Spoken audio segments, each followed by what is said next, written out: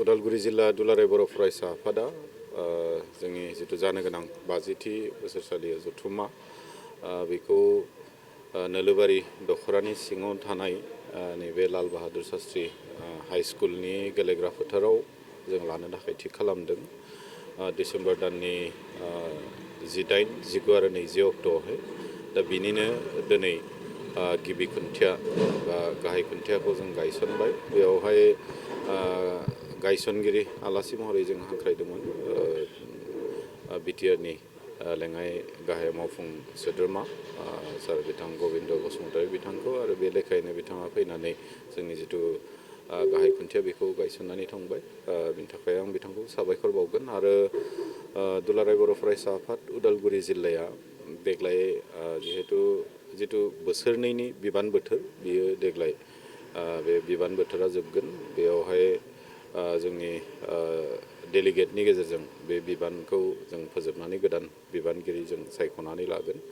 आरो माखासे मानि हाबाफारिफोर, जिहेतु बेयो बैसो हिसाबै उदालगुरि जिल्ला दुलाराय बर' फरायसा आफादा 54 बोसोर जों कमप्लिट खालामबाय। आरो बिनिनो खुंनाया जोंनि जिथु कनफारेन्स कनभेनसन खुंबोनाय बेयो 50 खेब जागोन।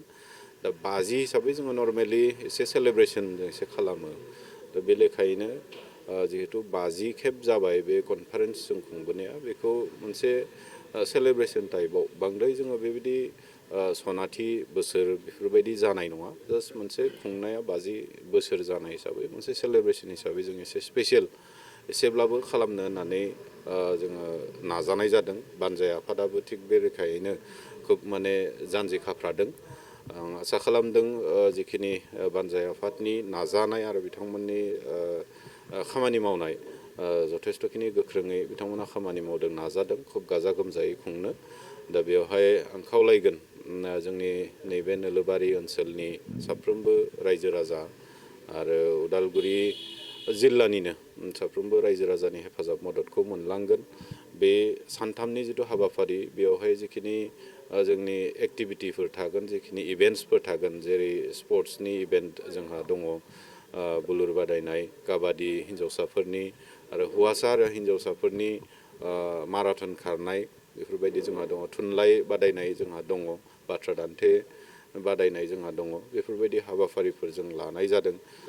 लोगोसेनो कालचार बिथिङावहाय जोंहा देंखोमु 1, 2, 3 जोंहा बेयाव बादायनाय दङ। दा बेफोरबायदि हाबाफारिफोर जों लानाय जादों। आरो बेजों लोगोसे जोङो जोंनि फरायसाफोरनि थाखाय जों सेमिनार मोनसे लानाय जादों। जों टपिकखौ माने दासिमहालागै जों थिग खालामनाय जायाखै। सोलोंथाइ बिथिङाव जों सेमिनार जों लानाय जादों। आरो लोगोसेनो नैबे नोलोबारि ओनसोलाव बा रौता बेखिनि नोलोबारि ओनसोलाव आबाद बिथिङाव जथेस्थ'खिनि बिथांमोना मावनायखौ जों नुनो मोनो। ओमफ्राय उदालगुरियाव माखासे मानि नों गोरान खेथि मावो होनोब्ला जोङो बे नोलोबारि ओनसोल दैफां ओनसोलखौ फ्राय जों मोनथियो। गतिके बेखौनो आरो साबसिनै जोंनि इक'नमिखौ आरोबाव जौगाखांहोनायनि थाखाय बे एग्रिकालसार बिफानाव एसे बांसिन रासिनै खामानि मावनो मोनसे उत्साह होनाय लेखा आरो बिनि माखासे एक्सपिरियेन्सफोरखौ शेयार खालामलायनायनि खाबुफोरखौ होनो होननानै जोङो एग्रिकालसार सेमिनार मोनसे लानाय जादों। बेवहाय जोंहा आलासि महरै जोंनि पद्मश्री बान्था मोनगिरि बिथां सर्बेस्वर बसुमतारी बिथांखौ जों हांख्रायनाय जादों। बिथाङा फैगोन। लोगोसे आरो रिसर्स पार्सन हिसाबै केबिके लालपुलनिफ्राय जोङो सासे एग्रिकालसार साइन्टिस्ट जों लिंनाय जागोन। दा बेवहायबो बाहागो लानो नांगोन साफ्रोमबो रायजो राजा बिथांमोना बे एग्रिकालसारनि सेमिनारखौबो साक्सेस खालामनो नांगोन। आरो बाहागो लानायजों लोगोसे जोंनि जिथु रांखावरि बिथिङाव एसे जौगाखांहोनायनि थांखिजों जों बे सेमिनारखौ लादों, बेखौबो जाफुंसार होनायाव मदद खालामनो नांगोन।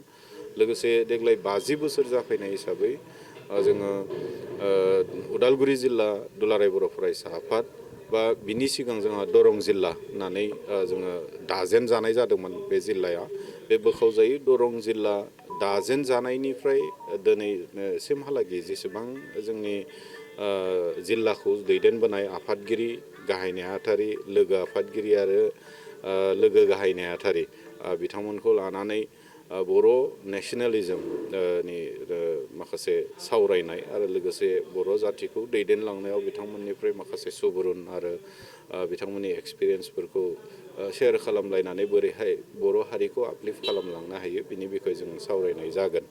बे हाबाफारिखौबो जोङो 19 अक्ट'आव जों लानाय जादों। गतिके 50 बोसोर जानाय हिसाबै स्पेसियेल मोनसे प्रग्राम बेखौ जों लानाय जादों।